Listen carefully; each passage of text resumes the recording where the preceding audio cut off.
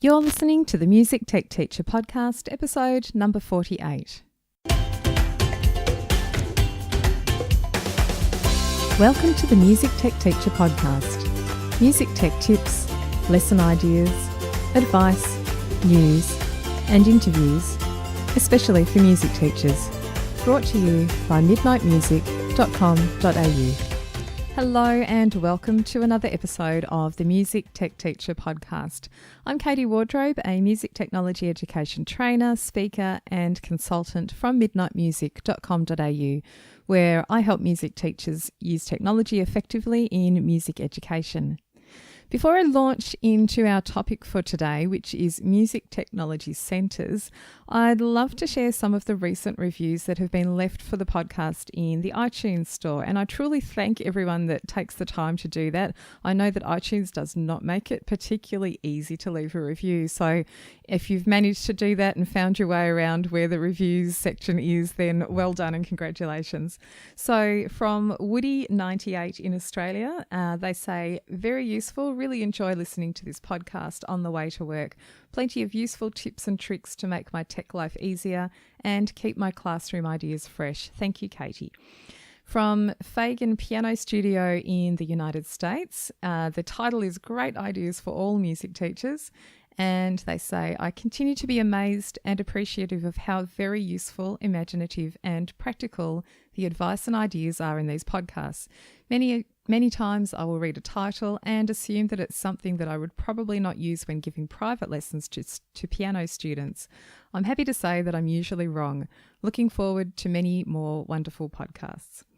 And lastly, from B Roberts, I think it is, B Roberts 314 username from the United States. They say, great show, just found your podcast and it's been very interesting so far. So thanks again to those people. If you do have time to leave a review, it really helps me and the show immensely and I would appreciate it greatly. So feel free to go ahead and do that and you might hear your review read out on a future episode. Now, on to today's guest, who is Carole Corman from Quebec in Canada. Back at the end of January, on my Midnight Music Facebook page, I posted a question which was, what music tech projects are you currently working on in the classroom?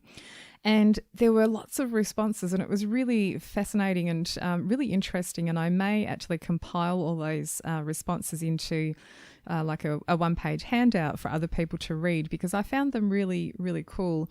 Now, Carole commented on that post and she said, for the first time, I'm trying out centres and stations using iPads, computers and keyboards. Very interesting.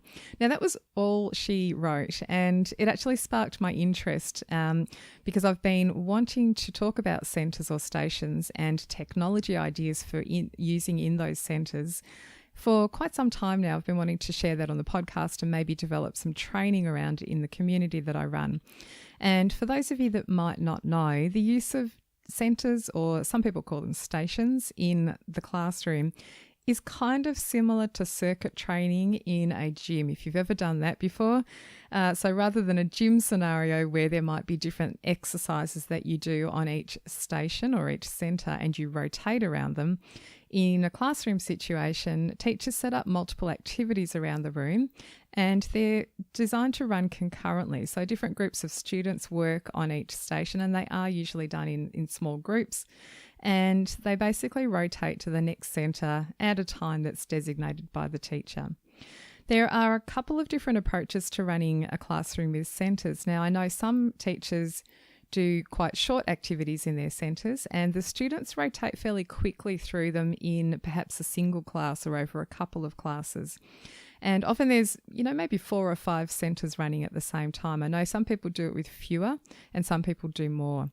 Now, a second way, rather than doing short activities and the students rotate quickly, a second way is to have the same centre set up for actually over a few weeks and the students might visit one centre per class or even one centre for a couple of classes and then they'll rotate during the next lesson. Now, as I mentioned, I've been wanting to put together some training or a workshop around this topic of centres in the music classroom. And I wanted to find some examples that involve technology because, of course, they don't have to involve technology. One centre could be actually learning to play something on a glockenspiel, for instance, or doing a body percussion activity. But when Carole left her message or her comment on the Facebook post, I asked her if she wouldn't mind sharing some more information, and she ended up emailing me a few days later to let me know what she had been doing so far. Now, in the email, there was so much interesting information that I asked her whether she'd like to come on the podcast and share what she's been trying out with her students. And she replied and sounded a little bit nervous about that idea about coming on the podcast, but I managed to convince her, or I think actually perhaps her daughter had a hand in convincing her to try it out. And even though centres are like a big work in progress for Carole, I knew that listeners would be really interested in knowing what she's tried and how the process has worked so far and what things perhaps are not working or what does she need to change, what her, what she's learnt from doing it, and especially how the students have reacted too. I know that you're going to enjoy hearing what Carole has to share because I loved talking to her, and we probably could have talked for at least another hour. And so I think that you'll really enjoy this. Now, if you would like to find some information about the things that we mentioned, we do mention a couple of apps and a couple of videos and things. Now, I've put all the links to those things that we've mentioned on the show notes page for this episode, and you can find that at midnightmusic.com.au/48. My guest today is an elementary music specialist in Quebec, Canada, and she teaches grade 3 to 6 students. This year, she went from being a performance-based teacher who taught singing, recorder, and a grade 5 and 6 band program to being a new pedagogies in deep learning teacher, which she says has provided her with the perfect opportunity to turn her practice on its head. Carole went to McGill University in Montreal, Canada, where she studied cello, voice, conducting, and education. And although she began her working career as a conductor of youth and amateur orchestras and choirs, she ended up going back to school to get an education certificate, and she has been teaching at the elementary level for the past 18 years. When she's not teaching, she loves to paint in both watercolour and pastels. So welcome, Carole, to the podcast. Thank you very much. Great to have you here. So painting, let's start with that. It sounds like you're very busy with what you do in your teaching job. Do you get the time to actually paint very often? I try to take courses as it's difficult to do. I find it difficult to motivate myself when I'm alone, but I try and take some courses during the year, and I try and do my vacations around a workshop somewhere. Yes. In the summers, yeah. Yep, that sounds very much like me with running. The motivation with other people around is an amazing thing, I find. So I would never have done what I do in that area without sort of the support of friends and that sort of thing. And joining up with courses and things, that's also a great motivation too. I find, with the running, I sign up for events and then you're just committed and you do it. So I would imagine the workshops are a bit like that too. It gives you goals and I love to learn. So it's great. It's very stimulating. Yeah. Absolutely. And it must give you a better understanding of what your own students are going through, I guess, with the things that you do. And I'd love to start with you talking about your new role as the new pedagogies in deep learning teacher, or one of them. And it's something that I wasn't really familiar with. And so I Googled after we had made contact the first time. And it turns out that there are a number of schools around the world piloting this program, including ones that are very local to me here in Victoria and Australia. So tell us about that role, and did you choose to take that on yourself, or was that something that was suggested or thrust upon you? No, I chose to do it. We are a pilot school here in Quebec, and our staff and our principal are very committed to these new ideas to help kids be able to deal with a future that we have no idea what kind of jobs will be out there. Most of the things that they're going to be faced with, they're going to have to create on their own. So we want to make sure and give them tools that are not necessarily traditional tools, and help them to develop, and so that they can be creators and they can make their own opportunities when they're older. There's an estimate of 40% of the jobs that are out there now that will no longer exist when they graduate. So we feel an urgency to try and help them with that. Yes, it's really interesting because I think it's a common theme a lot across a number of things in education at the moment. And I've just been doing a coding in music education workshop and, wanted to develop a course around that. And that's largely the approach, to why you might do coding with students is more about teaching them to problem solve and, the skills to do all those things in a world that we don't know at the moment. And I think about my own job. My own job did not exist definitely when I was at university. So even true. for me, and I'm not even in the current, younger generation. So that's really interesting. And tell me how does that approach, what does that look like at your school? What sorts of things are the teachers doing differently from before? We started a couple of years ago with something called Energy Club. So we recognized the need for some children to move more than others. And so what we did is we ended up giving each class 2 cards that the teacher can give to the children at the teacher's discretion to get the kids moving. And we have stations all around the school with stationary bikes and trampolines and little tennis game with a Nerf ball and all sorts of different activities that they can do. And we found a very big difference when they came back to class. They were able to concentrate more and really we tried to recognize their need to move. And then after that, we went into something called UDL, Universal Design and Learning, which is providing an environment for the kids to learn in the way that they are best suited. They learn about themselves as learners. So that goes from the physical to, for instance, lying down on a mat, sitting on a short chair, sitting at a high table, standing up. We have places for them to work in the hallways. We've created a whole studio instead of having a computer lab. It's now a studio with a green screen and robotics and all sorts of stuff. They can go in there and work. It's also the library at the same time, and there's computers, of course, in there.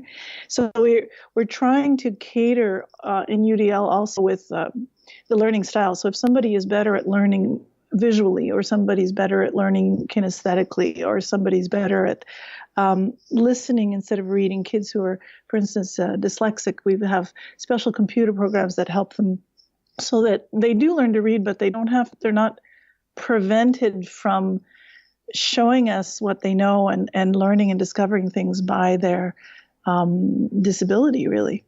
So that's universal design and learning. And then from there, it just kind of naturally fell into new pedagogies for deep learning, which is really about making the teacher a mentor, and there's no more lecturing at the front of the class. Yeah, there's a tremendous amount of, it's just giving up the control, really. And you give them a framework and you say, okay, here are your choices. And you have to work in teams, so you pair them up, and then they choose the way they're going to do the assignment. They also choose the way they're going to be evaluated. So they could be doing a theater presentation, or they could do it with using art, or they could do it with a rap, or they can. And all of our teachers are really, really jumping on board with all of this. So the subjects are kind of mixing together, which is really, really neat as well. So a teacher would come to me and say, my kids want to do a rap for this assignment. Can you help them? I said, sure, no problem. So it's a lot less about me dictating to them what's on the page, how they need to play, exactly what they need to do for the concert. And it's a lot more about giving them options and giving them tools, and then just watching them go. And I just go from child to child or group to group, and I give help when it's needed, but mostly they're exploring on their own. It's wonderful. That's so great. Your school sounds so cool. I would love to be there. I love the design element. There's a couple of schools I know of here in Australia, one particularly in Sydney, who the teacher, a couple of teachers there, I need to get on the podcast actually, but they have completely rethought the setup of their whole music area, and and it's amazing. It's completely different. I won't sort of describe it now. It's better if we talk about that with them together. But I love this approach, and I find I work best in areas where it's not straight lines of desks and, you know, chairs and that sort of thing. And I'm always looking for the lounge type area or the stand-up desk area, and it's such a nicer environment to work in. And I feel like I've got so many questions from what you just said, but we could be here all day. But well, I just want to add one thing, because for me, I found this is a huge change for me, and I'm 55, so it's you know, it's not like I'm 24 and I'm bouncing around with the changes. It's a really big deal for me, but it's incredible to see the change, because I am no longer teaching to the middle. And that's such a relief. That's such a relief. That is such a hard thing. Yeah, I've struggled with that in the past too, where, you know, it's the common middle, like you say, and you're not catering for the people who are fast or the people who need a bit more time and your energy and that sort of thing. And I'm really glad you brought up your age. I know you let me know in the email. I didn't want to say it because, you know, you don't do that. But I'm really glad you brought that up, because I speak to a lot of teachers, and some people say to me, do you find the correlation between younger teachers being more tech savvy and using technology more in the classroom compared to older teachers who have been teaching for quite some time, who are more resistant to it or not tech savvy, so they don't do things? And I don't find that to be the case at all. And I think it's totally about motivation. And if you can see a reason or can see a positive effect from incorporating technology or any new thing, whatever it is, then you will be motivated to try and incorporate it yourself. And the motivation is there to learn. And it's like the art that you do and the running that I do. My motivation to learn is high with that. So I want to take on new things all the time. And the students, I mean, you said you've seen some great results, but they obviously like the changes, I'm guessing. I have 426 students, and out of all of those, I have one student that is not engaged. Wow, that's crazy. I mean, that's amazing. I'm sad for really that one. But yeah, well, you know, there's all sorts of factors that come into play, but the wonderful thing is I'm not really the reason that they're engaged. I don't really bear that responsibility. It's just that, you know, I give them parameters and I say, go ahead, and they love it. And in fact, much fun. And it's more like a real life situation. I think this is, I think also, you know, learning anything, I often get asked, how do you learn a new software program, or how do you learn a new, you know, about a new thing like the coding that I mentioned just before? And I say, well, you need to actually just pick a project. So, for instance, as an example with notation software, if you wanted to learn how to use Sibelius, I say you go and grab a score off the shelf and you recreate it in Sibelius just as practice. And that will just make you learn how to do first and second time endings in the program and all these other things. Yeah, sure. Or you might have a band that needs to play the piece that's in your head, and that's a real life situation where you go, well, I need to write down the piece so that they can play it. And that's your real life project. And it's so much more motivating and a little stressful at times, but it's there's a reason for doing what you're doing. So such a better way to learn. It's fantastic. So can you tell us a bit about the centres idea? So, you know, we made contact on Facebook because you had mentioned that you were doing this in your classroom, and I think you wrote like one sentence, and I was like, oh, I need to know more about that, because I've been interested in talking about using centres with other teachers in workshops and things. And I've seen quite a lot of things written online about the use of centres in the classroom, not just music classrooms, but in any classroom. And I've been interested in hearing about how different teachers tackle that, and, you know, the benefits of using it. And had you seen other people using centres, or has this just come about because of the new pedagogies program that you're doing? Centres are not necessarily part of NPDL, although they are really, really conducive to that type of learning. So, but yeah, I had never ever taught in centres before. So what I did last year is, as I was preparing for this, I asked my principal for a day to go and observe one of my colleagues who's a French teacher. And she's really an expert in centres, and to ask her all sorts of questions like, how do you manage time? How do you evaluate? How do you how do you delineate the parameters? How can you make sure that each center lasts the same, or roughly the same amount of time? How do you provide time for those kids that are not done? What do you do with the kids that are done? Yeah, that's all the questions I had too. Yeah. So I strongly encourage people to hear. We are encouraged in my school board to do that. So you ask your principal for a day, and then you go and observe a class of somebody who's doing something that you're really interested in. Fantastic. And that helped me a great deal. We're also evaluating differently. So we're evaluating on a scale from 1 to 5 now instead of percentages. So that's also very new to me as well. So, and how do you keep track? You have to be extremely organized, I think, because the amount of evaluation that you can do just by observing is huge. And I've just finished report cards, and I've never had so many grades to input. It's really quite wonderful, but you have to be very, very organized. So, so I'm very thankful to that teacher who let me in her classroom and answered all my millions of questions. We'll have to get to the answer to some of those questions in a moment too. But what was I going to say? Yes, the scale from 1 to 5, just on that, is that more like a rubric sort of setup where there's, an excellent standard at being number 5 or 1, depending on which way you put the scale, and doesn't meet the standards? Yes. Yeah. Yeah, I think that's really interesting too. The 5 for us is exceeding.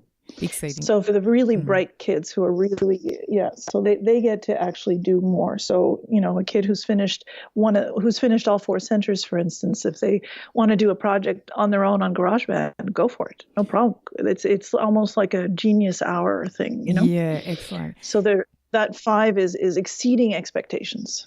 Excellent. And so going beyond.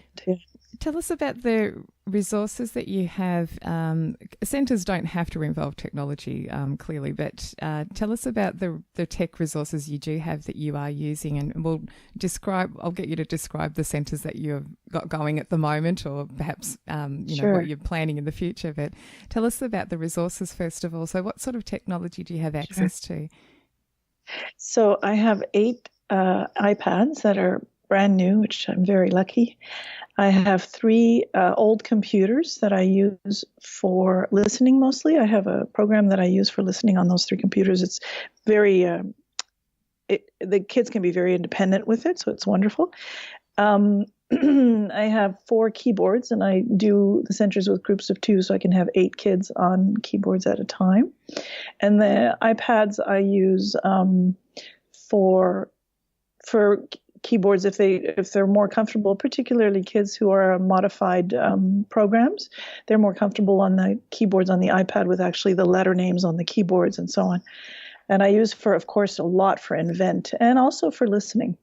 Excellent. So I'm very fortunate. And tell us about the iPads. I know a little bit about this story, but tell us about, because the tech you've described, it's a decent amount of technology resources, but it's not over the top. You don't have a full class of iPads. No. So I find that really interesting, because you can still do a lot with a small-ish amount. And I know it's more than some people have, but it's it's not a massive amount of technology. But tell us about the iPads and how you managed to get 8 of them. Yeah. I would actually say that I don't want one for each kid, because I find that collaboration the collaboration fosters creativity and fosters learning. Really, it's I wouldn't want more than 8. But yeah, so I didn't have any at all. I had borrowed some a couple of times during my previous years to do Loop PhD with the younger kids, and then when I started thinking about changing my practice completely, I thought it would be really important to have some technology to help the kids. There's so many amazing apps out there. So I went to the Association of Parents that raises funds for our school, and in my presentation, I had everything written down, and it was all really logical and professional, and I put it down on the table, and I thought, I'm not going to say any of this. This is like a movie scene. Yeah. I said, you know what? I said, I'm a techie. I love Star Trek. And there's an episode of Star Trek. I didn't plan this at all. It just came out. There's an episode of Star Trek where these children have these gifts, but they haven't developed them at all. And there's this one little girl who touches a machine, and just as all she has to do is feel the music inside of her, and it all comes out beautifully because she's got so much talent without even having to learn an instrument or practice. And I said, this is what I want to do in my classroom. I want to make it more accessible. I want to make it quicker. I want to make them really be able to taste what it's like to create without having to do hours and hours and hours of practicing. So I showed them, I demonstrated a little bit of loopy, and I also gave them a demonstration of GarageBand. And I was hoping maybe for 1 or 2 iPads, and the next morning I found out they gave me 8. So good. I can imagine a few teachers, the parents that were listening, I can imagine a few of them tearing up as you told their story. That's just such a great... We have a very, very generous parent committee, very generous. That's such a great thing. And yeah, perhaps people who are listening who are needing to seek funds, maybe they can borrow your idea and use that story. No problem. Everything I'm doing, I stole from somebody. So please steal from me. That's totally me as well. I get a lot of lovely emails from people saying, how fantastic things are maybe that people have seen on my website, and they are my ideas, but they're bits and pieces of other things that I've seen, and I've put them together in a certain way or explained them in a certain way. And it's like cooking. I mean, everything's sort of a reinvention of something else. So yes, I agree. Yeah. And so the technology that you have, so I know that you have basically 4 centres on the go at any one time. Mm-hmm. And I'd love to just know, because I know teachers do centres differently. Some teachers do multiple centres and the kids rotate fairly quickly through them in a single class, which to me seems a little bit frenetic. But I know other teachers have multiple centres also working simultaneously, which students will rotate through after an entire class or maybe even a couple of classes or even longer than that. So which is the way that you do your ones? Well, to start off, I've already made many mistakes, but we talk a lot about creativity in our school and how mistakes are part of it. So I'm consciously modeling it for the kids. So I started out with the latest one that I did is a center for keyboard, where they had to learn a piece or a section of a piece, a center for creativity where they had to compose a rap. And they were free to use GarageBand to accompany them, and a center for theory where they had to do specific things in the workbook, and a center for what we call appreciate, so it's listening, where they were using the computers with the program that I have to listen to the work, and there was a listening map, and they had to fill out a section. And I thought at the beginning that I had estimated the time correctly that they would need to be able to do these centers, and that they would be equal amounts of time, but they were really struggling with the rap. So after a while, and I thought the centers would last maybe 2 weeks, but they lasted 2 months. Oh my gosh. Wow. But they were so enthusiastic, and they're learning so much that I just let them keep going. That's a happy mistake in a way. And hey, the upside for you is less future preparation of lessons, I suppose. Wow. Yeah. Well, a lot of evaluation, but they need more information. They go get it. So for the rap, I told them at one point, I said, some of you are really struggling with this, and I feel like you're panicking. So why don't I cut it in half? Instead of 8 lines, why don't you do 4 lines? And then if you do the 8 lines, then that's exceeding expectations. That's a 5, right? Yeah. So they were very grateful, and some of them went, I would say maybe 20 of them exceeded. They did the whole thing, and it's really interesting because the kids who excelled in band, which was very academic, yes, are having a terrible time with creativity. Fantastic. I mean, not fantastic. It is fascinating. I find. Yeah. I suspect that's the case a lot of the time. And have you found that there are students that you had no idea were fairly musically creative, and suddenly you've discovered that now? Absolutely. Yeah. Absolutely. I kind of experimented a little bit last year with this just because I wanted to get a little bit of a handle on it. I had asked the kids in grade 6 on their band instruments to compose a piece based on a feeling. And it had to be a specific length of time, and they were going to perform the piece 2 by 2. They were with partners behind a screen, and then their classmates would have to guess what the feeling was that they were trying to. And it was absolutely unbelievable. The children that have learning disabilities, the children that have great difficulty with academics, were the ones that were just like blew me out of the water. They were absolutely incredible. Wow. So yeah, that's amazing. It's a complete shift. That's so good. And that must make them feel so good. They've probably got a lot of things inside them that they would love to express. And this is one way to allow that to happen. Fascinating. Yeah. And everything else is so academic, it's, I think it must be a relief for them. But then you should see my kids that are normally 90% kids. They're like deer in headlights when I ask them to create something. And it comes back to that thing about teaching them how to think, because, out in the workplace and with these jobs that we won't even know exist, in the future, that's the situation you end up in. You have to really think for yourself. And it's funny, my younger son, I'm trying to teach him to problem solve, even on a level where, like, he'll come to the cupboard and look for a bowl to put his cereal in, and there'll be nothing there. And he's like, there's no bowls left in the cupboard. I'm like, okay, so what are the options for you? So he's like, okay, they could be in the dishwasher and they could be clean or dirty, depending. And so he'll go and open the dishwasher and he'll go, it's dirty. And I'm like, okay, what's the next thing you could possibly do? And so it's like, I could take one out and wash it. Excellent. Nice work, sweetheart. Yeah, it's that thing, you have to start thinking for yourself and working out what it is you can do next. And with technology, so much of the time it's like that. You have to sit there going, all right, the sound is not coming out of the iPad. What could we do next? And knowing the options and getting used to remembering what your options are, like turn it on and off again, unplug it, all those things. Those things come to you much more readily if you're made to do them rather than someone always telling you what to do. So I'd love to know a little bit more about the centres. So you've got the keyboard one. Tell us what happens on the keyboard one. What's the assignment there for the students? So if I take my grade 6s now, my 6s have never played keyboard before. So this is I think this is going to be a 5-year process for me I'm just starting.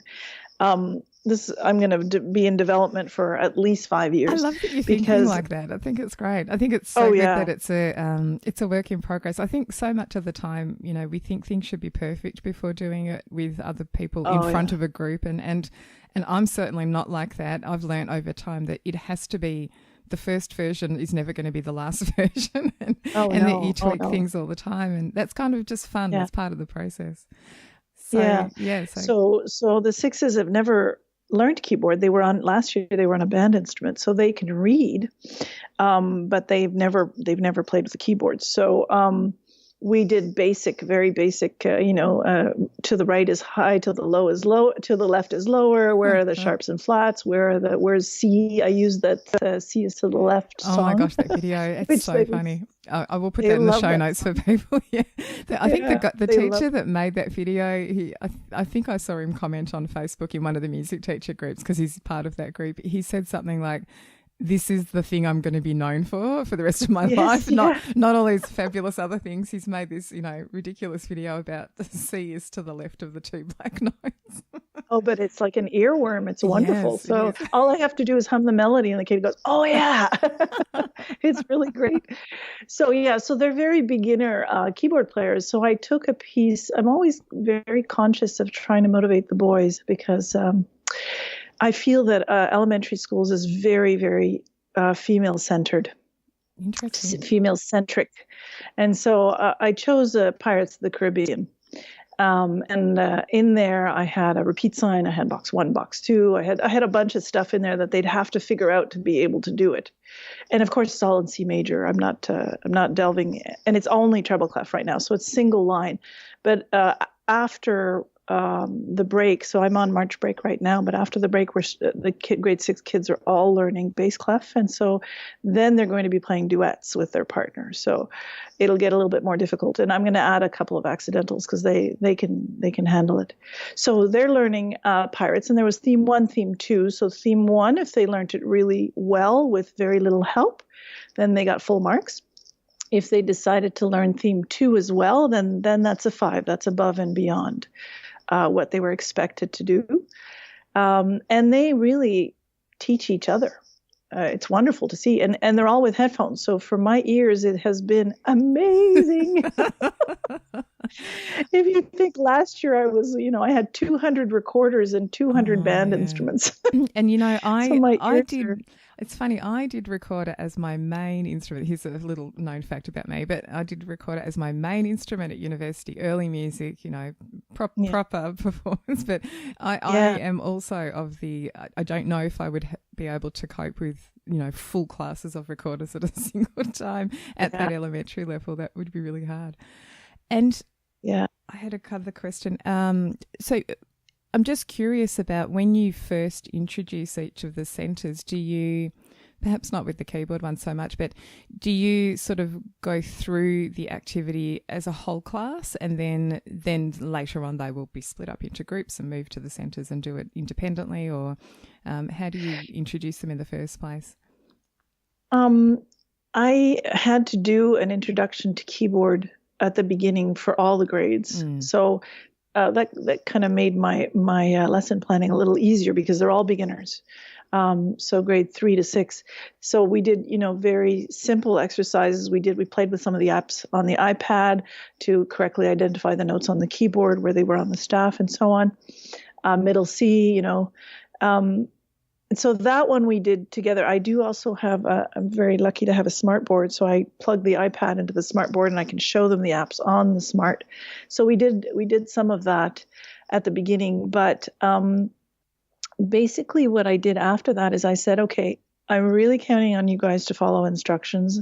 And if you follow instructions properly, that's part of your grade. In fact, in Create, I give them 50% of their grade is, did you follow instructions properly? Excellent. Because otherwise they can't be independent, and then I can't do centers. Yeah, absolutely. So, that's fabulous. I have a friend who actually gives a massive percentage to, did you name the file correctly? in one of her tech projects. So important because file management, it's such a big part of what you do. So that's fabulous. Absolutely. I love it. So, but then what I did is I wrote down, okay, here's this center, here's this center, here's this. I wrote down on a Google document, and I put it and I freeze it onto the smart board, and the 4 centers are there. They have to do this page to this page for theory. They have to do this page to this page using the Luigi program on the computers for listening. They have to do this part on the keyboard in order to get a grade of 4. So everything is on the smart, and I freeze it there every class. And so they know which centers they're doing, and I know who's finished what, because I have to go around with a clipboard all the time and kind of manage that. And at the end, I gave them a little bit of extra time to do remediation. So I had not remediation, I'm sorry, for kids to be able to finish if they hadn't finished, because some kids are much slower than others. And I had some bonus activities for the kids that were already done, and they fully took advantage of that. They were really gung-ho. So I had, I don't remember where I took the idea from, but I have Name That Tune. So they have to play a melody and figure out what the name of the melody is. Excellent. I have them do melody by ear. So they play an existing melody already. I'll give them the first note, make sure it's in C major, and I'll say, okay, go. And then if they can figure out how to play it just by ear, then that's there. So, or they can do an extra piece, or they can do a GarageBand project, or they can do, whatever they like. So that's so fantastic. Yeah. I think it just sounds so exciting and fun. I want to come and be part of your class. Oh, sure. Be happy. Next time I'm popping over there. Yeah. And so with I know you said that they're spending 2 months on the centres roughly now, or longer than you thought at least anyway. How often do you see them in each week? Is it a couple of times a week that you're seeing them? And that, Yeah. stuff? Sorry, we're on a 6-day cycle, and I see them an hour and a half on a 6-day cycle. Oh, great. So, So, two times. So you have an extended time each time you're running the centres. They've got an hour and a half, yes, roughly. Oh, that's great. No, they have an hour one class, and then they have half an hour. Oh, I see. Class. It's a total time. Okay, that's great. Even an hour though, that an hour is great. I know that I'm thinking of what are all the things that people would ask me about, and one of the things would be, what if you only have a short class time? Do you think it would still work with if you say had a 30-minute time slot at all? Yes. I mean, I think there are portions. I do. Yeah, I do have 30-minute time. So I have every class I have for 1 hour and for 30 minutes. That's okay. It does work. And in fact, I find that 1 hour is a bit too long. Right. So what I'll do with them for the hours, I'll do things like I'll present them a local musician on YouTube, or I will. We just did a whole thing with an assembly on bullying and anti-bullying. So we did an anti-bullying song. We talked a lot about what bullying was. So I'll use that 15 minutes of that 1 hour to do other things with them. And then I'll give them 45 minutes, I find is their saturation point. After that, it's they're not really learning anymore. So but the half hour works great. That's excellent to know, because I think a lot of people would be worried about that. And I think it's probably helpful that you're doing, the centres are similar for the different age groups that you're working with, aren't they? So from a setup point of view, just from a logistical point of view, there wouldn't need to be much changing around. And I'm guessing that that's a better thing if you can plan the centres to be similar across year levels, so that you're not changing between grade 5 and grade 6 kids or whatever it is. No. But I'm also the person that makes the schedule. So I would strongly advise music specialists to be on the committee that makes the schedule, so that I'll have all grade 6s one afternoon or all grade 5s one afternoon. So I never have to do major changes in equipment. So that's such a good tip. That's crazy.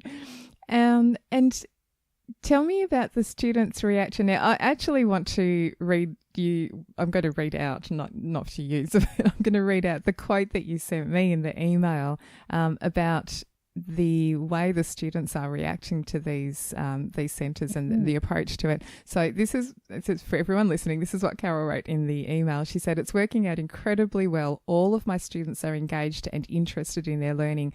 I have very little boredom with the advanced students, and the students with learning difficulties are learning well. I have no discipline problems, and best of all, I'm getting to know my students in a much more well-rounded way. There's also much less anxiety in my students. They get to choose how they will present their work. It's been a big learning curve for me." That's where you put I am 55, but well worth it. So that's really interesting about the discipline problems. And why do you think that is necessarily? Because they're so engaged, I'm guessing. They're motivated. Yeah, because they're in charge of their learning. I'm not in charge. They're in charge. I think it's such an interesting approach and such a great thing, especially if they can have that input, like you said, into what they're doing and particularly the way that they're assessed, because I think it can be so daunting if students are constantly asked to stand up in front of a class and do a presentation with PowerPoint or whatever it might be.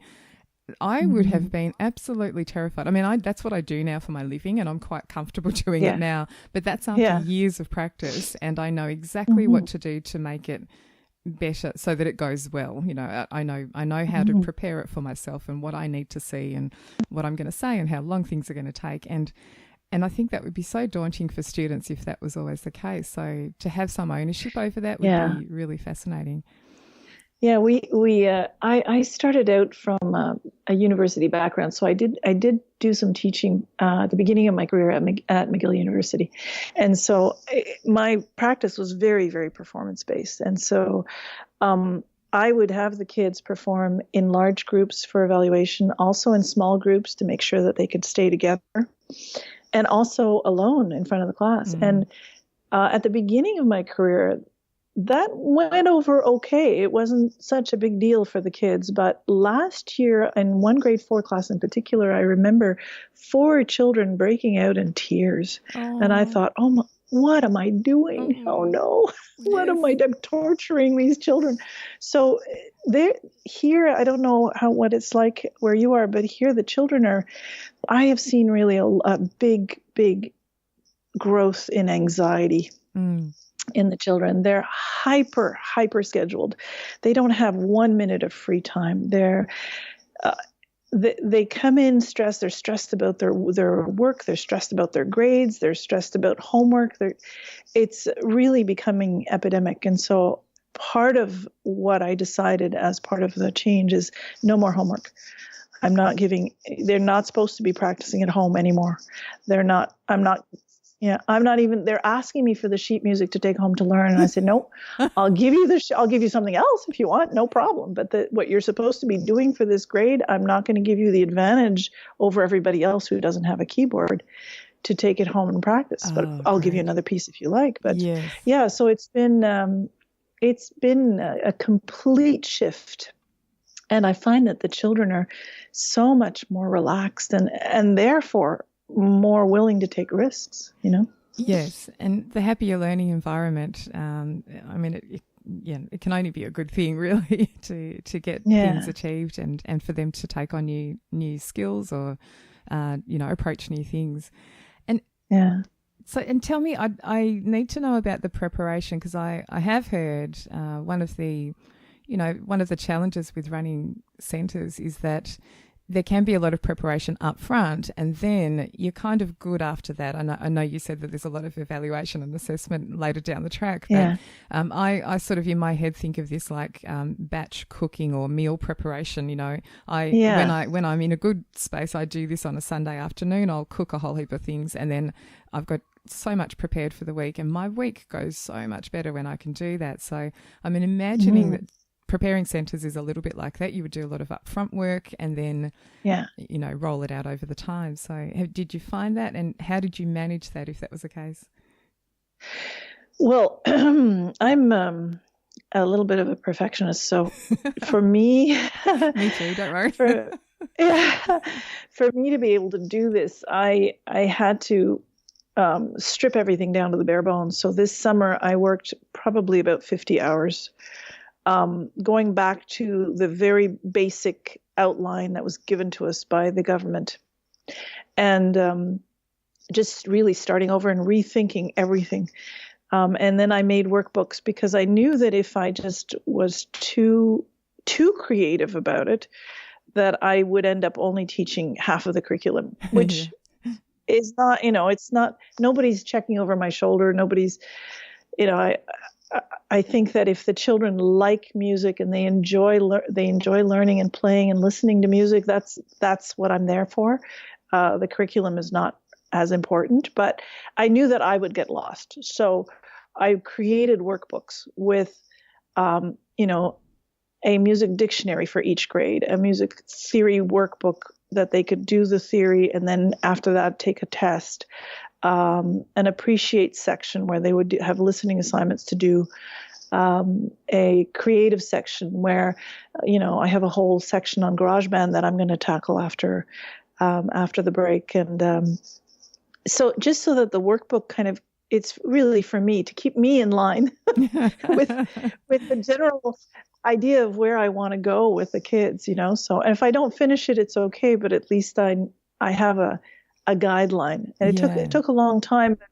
Otherwise, I think I would have really been panic stricken at the beginning of the year. I would not have been able to be so brave. Yeah. And of course, in future years when you're doing this, every subsequent year now will be less work. I mean, you won't spend 50 hours, I can imagine, over every summer, unless it's your choice to. But no. It's definitely easier the second year, the third year, the fourth year, and you're just tweaking or adding or, slightly revising. So that's a really good thing to know. I think that can be a daunting aspect for some teachers, but I think the benefits can pay off if you're able to put the time in on. Yeah. And what would you say if teachers wanted to start this out but maybe don't have 50 hours up their sleeve to prepare it in the same way that you did? Are there any things you could suggest to do it on a very sort of a small level or a tryout level, dip the toe in the water type thing? Sure. So I just had a supper with a colleague of mine who's very creative. She's just an inspiration. She's amazing. And she just gave me this. She does this great idea, this great activity with her high school kids. They do a body percussion playoff. Love it. So they make small groups and they're given guidelines. And I don't know yet what her guidelines are, but they're for high school, so I would have to adapt them for mine. And so they have specific things they have to follow. And in groups, they have to create body percussion works.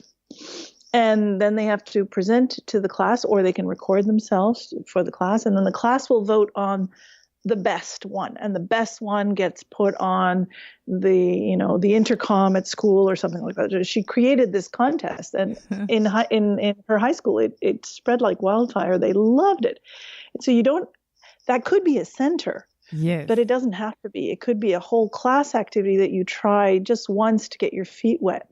You give over, I don't know, 2 classes or 3 classes just for that one activity and see how they work independently in groups. And then try another one like that, similar. And then the next time you do it, do both at the same time, but have half the class do one and half the class do the other. And that's how you would work up to doing centers, I think. Yes, great idea. That's a fabulous idea. I think it's great. And I think, just to try things out like this. And like you said earlier, it doesn't really matter if it goes wrong or it's not perfect the first time. And I find it's really good to say that to whichever group you're working with, whether it's students or adults, to say up front, this is the first time I'm doing this. It's not going to be perfect, or things might go wrong. And, will you help me test it out, or will you tell me what we can do better next time? And I find the attitude really changes, and it reduces your, your anxiety yourself as a teacher or a presenter as well, if you say that up front, because suddenly everyone's on your side and they want to help you succeed or fix things. And it's a really different sort of way of thinking. But even with the new pedagogies in deep learning, the ultimate goal is to sit with your kids and say, okay, here's what you need to learn. Give me an idea of how would you like to do this? What are your ideas?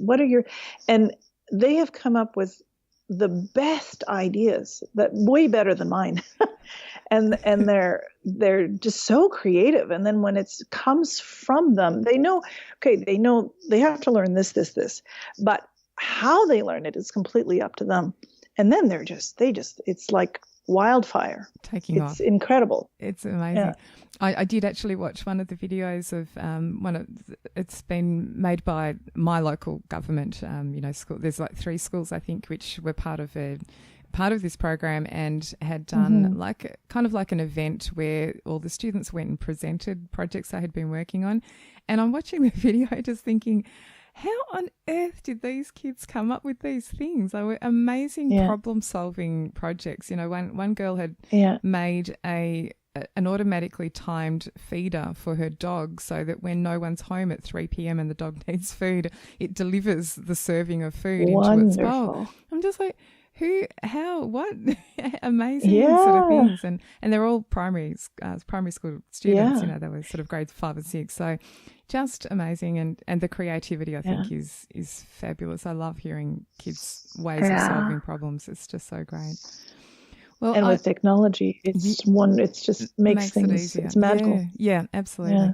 I love what you're doing. Thank you so much for coming to share it on today's, podcast episode. My pleasure. I know you were a touch reluctant at the idea at first, but it wasn't so bad. My daughter twisted my arm. She did well. But I'm happy to talk to you. I want to thank you again for all the resources that you post. I think I have about 25 posts of yours that are sitting in some emails that I need to go through still. I get that a lot, actually. Yeah, a lot of people say I've saved everything in a folder. I'm just waiting for the time. Well, that's lovely. Thank you so much.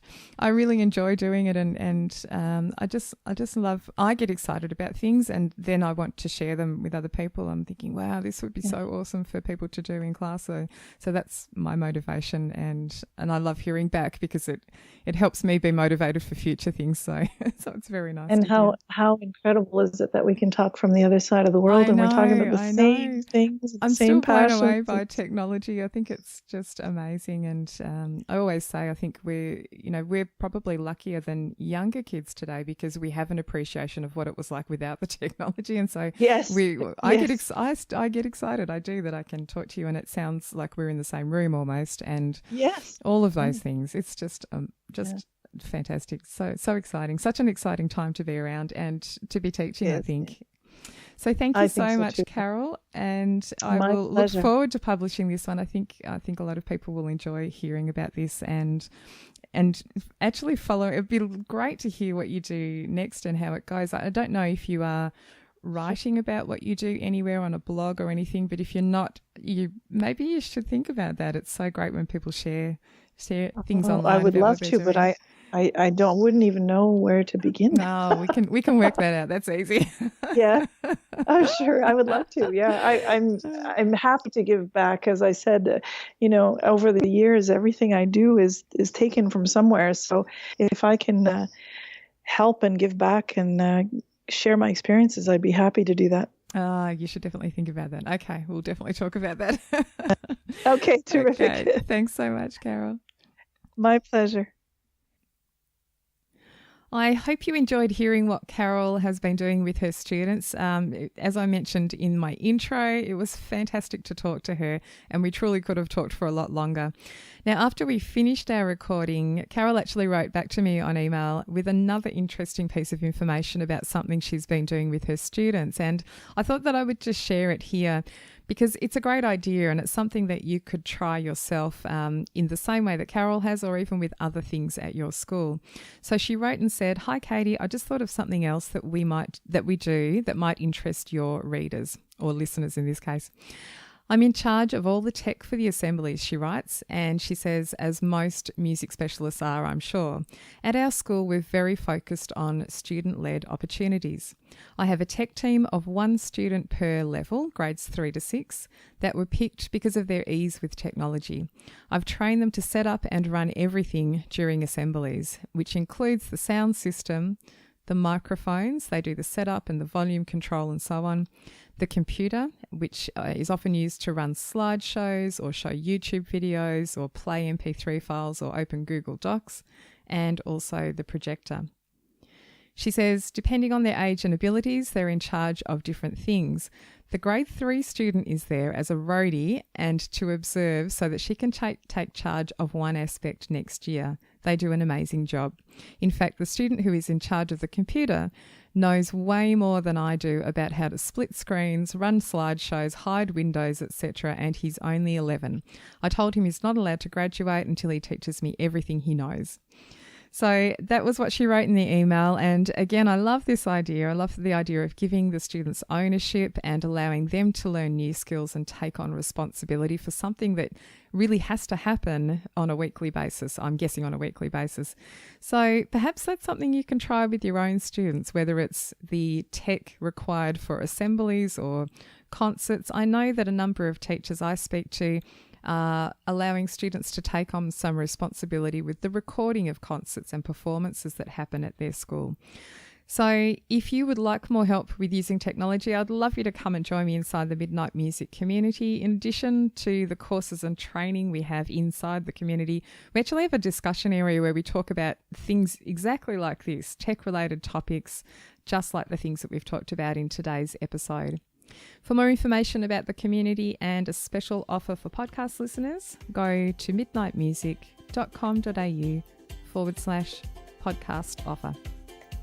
The Music Tech Teacher podcast is hosted by me, Katie Wardrobe. You can find more information and links from today's episode at midnightmusic.com.au/48. Thanks for listening, and I'll see you next time.